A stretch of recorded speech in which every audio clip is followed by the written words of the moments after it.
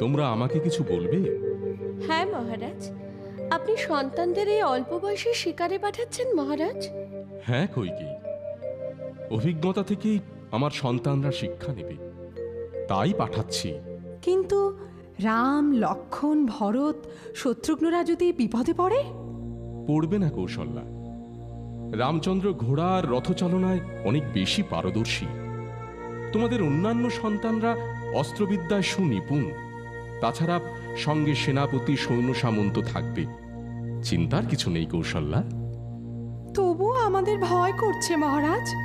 ভয় পেও না, মনে রেখো ওদের সঙ্গে ওদের জ্যেষ্ঠ ভ্রাতা রামচন্দ্র আছেন। রামচন্দ্র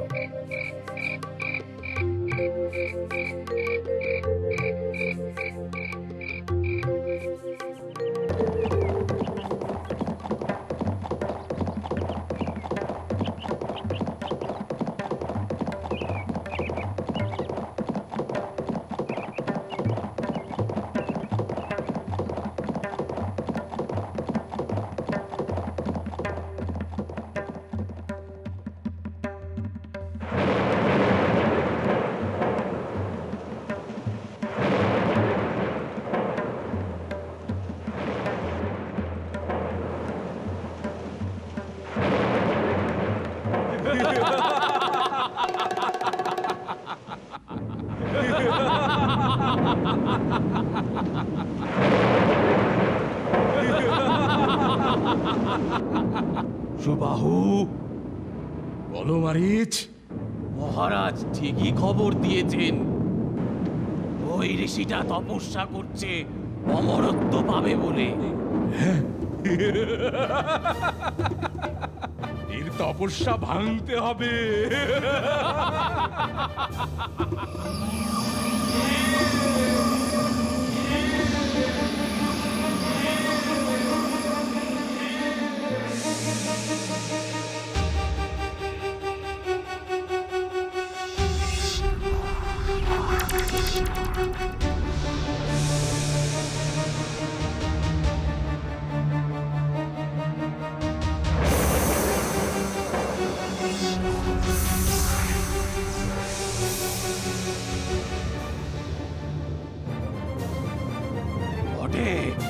এত তোর তেজ! চলো মারীচ, ওই ঋষিটাকে হত্যা করি। ওটাকে মাটি শুদ্ধ উপরে ফেলে সমুদ্রের জলে ছুঁড়ে ফেলি। ঠিক বলেছিস।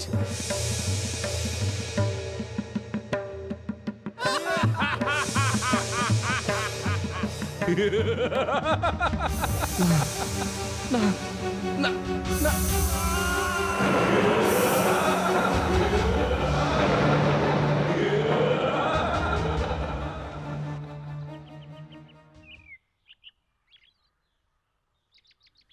সেনাপতি, বলুন রামচন্দ্র। আমরা 4 ভাই শিকারে যাচ্ছি, আপনি কেন সঙ্গে এসেছেন? মহারাজের সেই রকম নির্দেশ আছে রামচন্দ্র। আপনি চলে যান, আমাদের সঙ্গে তো দাদা আছেন। বুঝতে পারছো না? তোমাদের বয়স তো অল্প, বনের মধ্যে অনেক হিংস্র জন্তু আছে।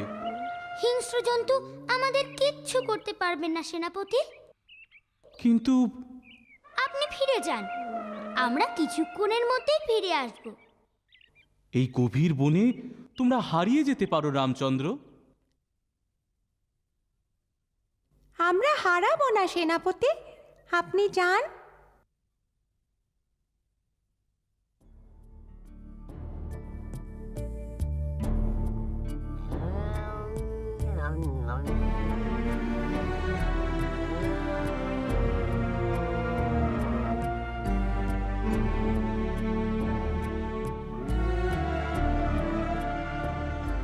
আমার মন বলছে দিদি, রাম বিপদে পড়বে।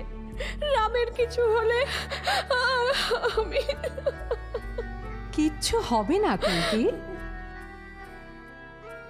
এই বয়সে শিকারে পাঠানোর কোনো প্রয়োজন ছিল না দিদি। ওদের 4 জনকেই অনেক বড় হতে হবে সুমিত্রা, অনেক অনেক বড়। তাছাড়া ভয় পাচ্ছ কেন? সঙ্গে তো সেনাপতি আছেন।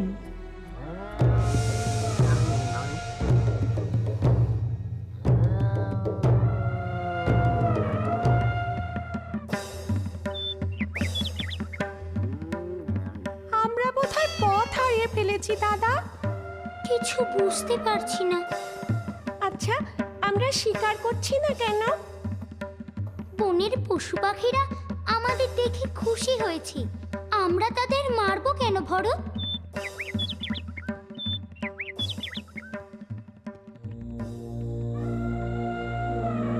আমাদের ফিরতে হবে দাদা। নিশ্চয় ফিরবো, তবে সাবধানে এগো।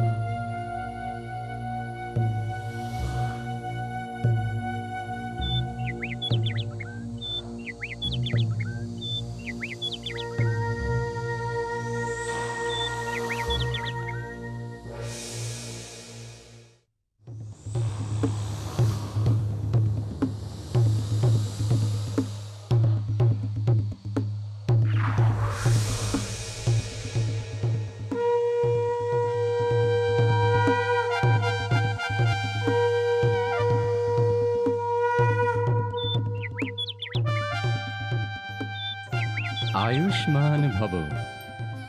আপনি কে? আমাকে তোমরা চিনবে না, কিন্তু আমি তোমাদের চিনি। তোমরা বনে পথ হারিয়েছ রামচন্দ্র। হ্যাঁ ঋষিদেব। কোনো ভয় নেই, তোমরা আমার সঙ্গে আমার কুটিরে এসো। কাল সকালে আমি তোমাদের পথ চিনিয়ে নিয়ে যাব। কিন্তু আমরা ক্ষুধার্ত ঋষিদেব। আমি তোমাদের ক্ষুধা তৃষ্ণা মেটাবো। নাও, ভক্ষণ করো। কোনো ভয় নেই শ্রীরামচন্দ্র, তোমরা আমাকে অনুসরণ করো। এসো। লক্ষণ, ভরত, শত্রুঘ্ন, আমার সঙ্গে আয়।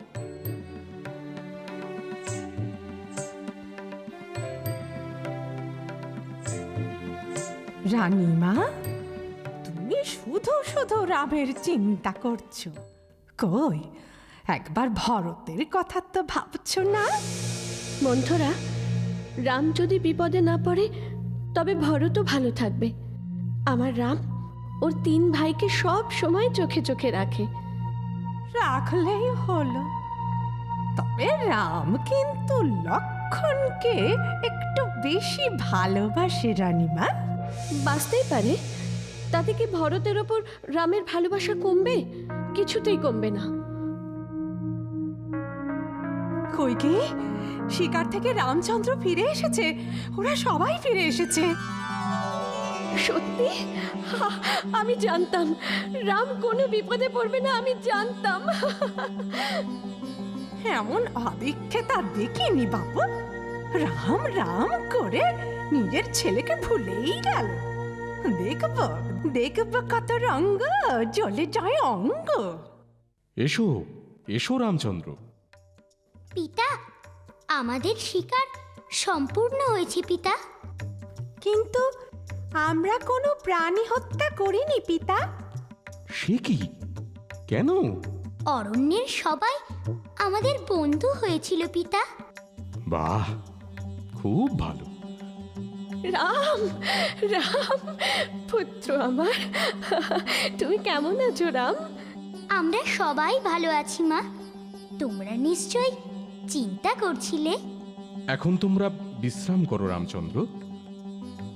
সামনের মাঘ উৎসবে তুমি অশ্বারোহণ প্রতিযোগিতায় অংশগ্রহণ করবে। মহারাজ, এ কি বলছেন? রামচন্দ্র এখনো... ভয় পেও না কৌশল্যা, ঘোড়দৌড় প্রতিযোগিতায় আমার রাম নিশ্চয়ই প্রথম হবে। কিন্তু মহারাজ, রাম এখনো ছোট, সে ভালো। তোমরা জানো না, আমার রাম অনেকের চেয়ে ভালো ঘোড়া ছোটায়। কি পারবে না রাম?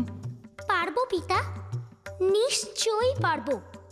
আপনার আশীর্বাদ থাকলে নিশ্চয়ই পারবো।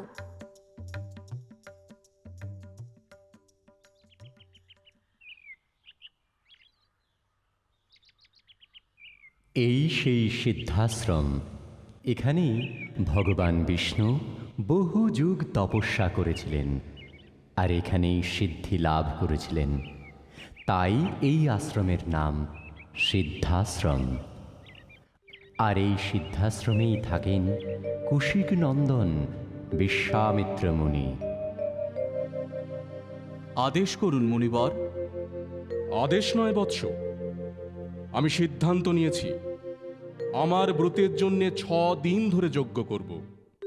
এর আগেও তো আপনি চেষ্টা করেছেন মুনিবর, কিন্তু প্রতিবারই তো। বলো বৎস। আপনি তো অবগত আছেন, দীর্ঘদিন ধরে কোনো মুনি ঋষি তপস্যা বা যজ্ঞ করতে পারছেন না।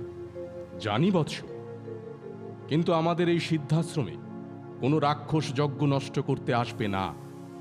আমার এই 6 দিনের যজ্ঞে। এর আগেও তো আপনি চেষ্টা করেছেন মুনিবর, কিন্তু প্রতিবারই তো। এবারে কোনো রাক্ষস জানতে পারবে না বৎস। প্রস্তুতি নিন যজ্ঞের।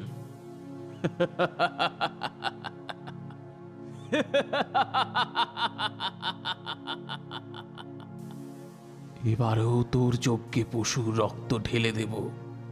বিশ্বামিত্র বলে পার পাবি না। এ যজ্ঞে তো অভিশাপ দিতে পারবি না, তাহলে তোর ব্রত পালন হবে না।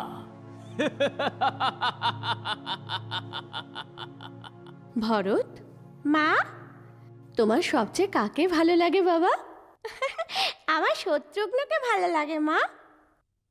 আর রামচন্দ্র? রামচন্দ্র তো আমার দাদা মা, আমি তাকে শ্রদ্ধা করি। খুব ভালো ছেলে ভরত আমার। দাদা সব দিক থেকে ভালো মা, আমরা তার কাছে কিচ্ছু না। আমি তো দাদার কাছ থেকে শিখেছি মা। কি শিখেছ ভরত? সব সময় সত্যি কথা বলতে হবে। দাদা বলেছে সত্যের জয় হবেই। লক্ষ্মী ছেলে, সব সময় রামচন্দ্র যা বলবে তাই শুনবে, কেমন? দাদা যা করবে তুমিও তাই করবে ভরত, কেমন? আমি তো তাই করি মা। লক্ষ্মী ছেলে।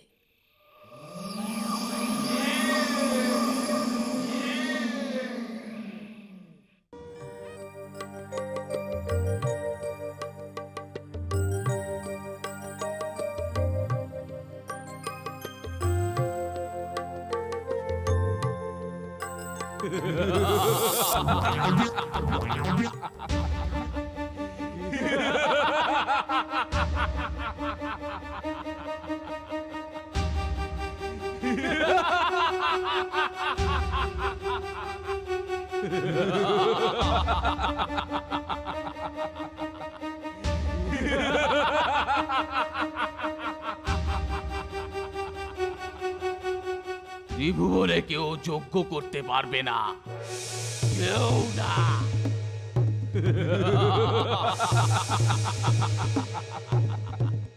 তোকে তোকে হত্যা করব না, কিন্তু তোকে উচিত শিক্ষা দেব আমি।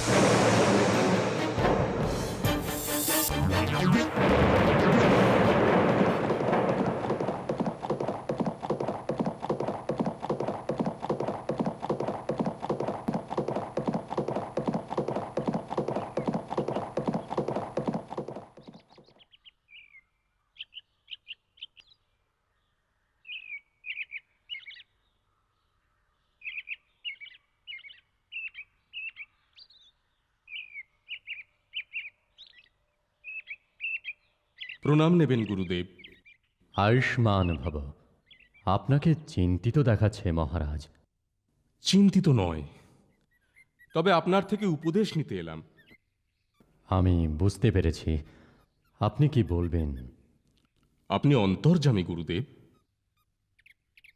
আপনার পুত্ররা এখন বালক, এখন রাজ্যাভিষেকের সময় নয় মহারাজ। রামচন্দ্র কৈশোর পেরিয়ে যুবক হোক, তখন আপনি সিদ্ধান্ত নেবেন। তাহলে রামচন্দ্র?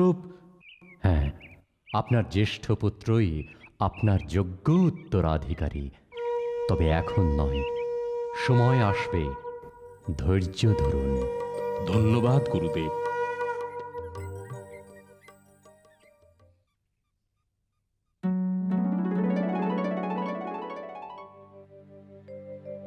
প্রণাম ভগবান বিষ্ণুদেব। আমি কৃতার্থ আপনার দর্শন পেয়ে, কিন্তু আমার ব্রত অবলম্বনের যোগ্য। বারবার বিঘ্নিত হচ্ছে, তাই তো? হ্যাঁ ভগবান, আমার এই যজ্ঞ সম্পূর্ণ করতেই হবে।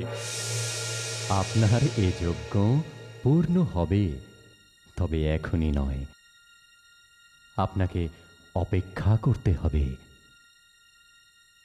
ভগবান ব্রহ্মার বরে অমরত্ব লাভ করে রাক্ষসরাজ রাবণ পরোক্ষভাবে এমন কদর্য কাজ করছেন মুনিবর। রাক্ষসরাজ রাবণ? আমি তোদের আদেশ দিচ্ছি, মারীচ আর সুবাহু, আদেশ, যেখানে যারা তপস্যা করবে, যজ্ঞ করবে, তাদের শেষ করে দিবি, যেন কোনো মুনি ঋষি তপস্যা বা যজ্ঞ করে অমরত্ব লাভ না করে।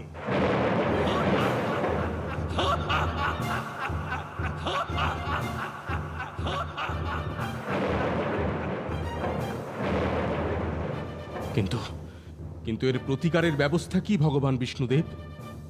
অযোধ্যার রাজা দশরথের জ্যেষ্ঠ পুত্র রামচন্দ্র এর প্রতিকার করবেন বিশ্বামিত্র মুনি। রামচন্দ্র?